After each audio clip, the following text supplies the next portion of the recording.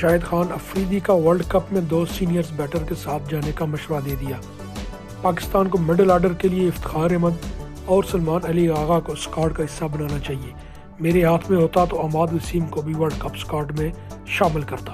سابق کپتان شاہد خان افریدی نے کہا ہے کہ ورلڈ کپ اسکواڈ میں 2 سینئر بیٹر کے ساتھ جانے کا مشورہ دیا ہے۔